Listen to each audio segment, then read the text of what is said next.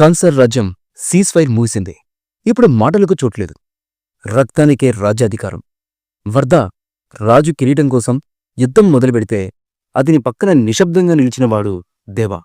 కాని ఈసారి దేవా యుద్ధం స్నేహం కోసం కాదు, తన ప్రమాణం కోసం.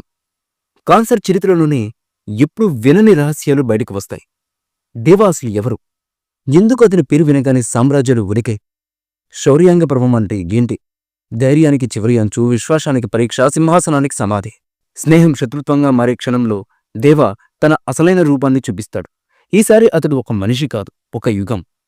కాన్సర్లో ఒక రాజ్యం కూలుతుంది, ఒక రాజు పుడతాడు, కాని సలార్ మాత్రమే మిగులుతాడు.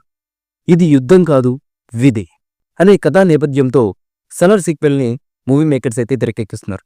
సలార్ సీక్వెల్ కనీ విని ఎరిగిన రీతిలో ఉండడమే కాక ప్రతి ఫ్రేమ్ కూడా, ప్రతి సీన్ కూడా, ప్రతి సన్నివేశం కూడా గూస్బంప్స్ తెప్పించడం కాదు, అంతకు మించి అనే లెవెల్లో ఉండే విధంగా మూవీ మేకర్స్ అయితే ఈ స్క్రిప్ట్ రెడీ చేసినట్లుగా తెలుస్తున్నటువంటి సమాచారం.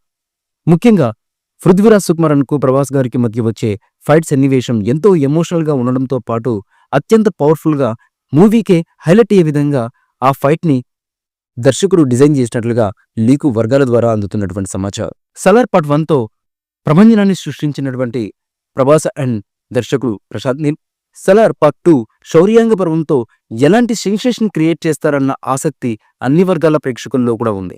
ఏది ఏమైనప్పటికీ కూడా సలార్ పార్ట్ 2 కోసం అన్ని వర్గాల ప్రేక్షకులు ఎంతో ఆసక్తిగా ఎదురు చూస్తున్నారు అనడంలో అతిశయోక్తి. అతి త్వరలోనే సలార్ పార్ట్ 2 గురించి మరిన్ని అప్డేట్స్ అయితే అఫీషియల్గా రాబోతున్నట్లుగా తెలుస్తున్నటువంటి సమాచారం. ఈ వీడియో మీకు నచ్చితే లైక్ చేయండి, షేర్ చేయండి, కమెంట్ చేయండి. మరిన్ని అప్డేట్స్ కోసం మా ఛానల్ని సబ్స్క్రైబ్ చేయండి. అలాగే పక్కనే ఉన్న గంట సింబల్ని గట్టిగా కొట్టండి.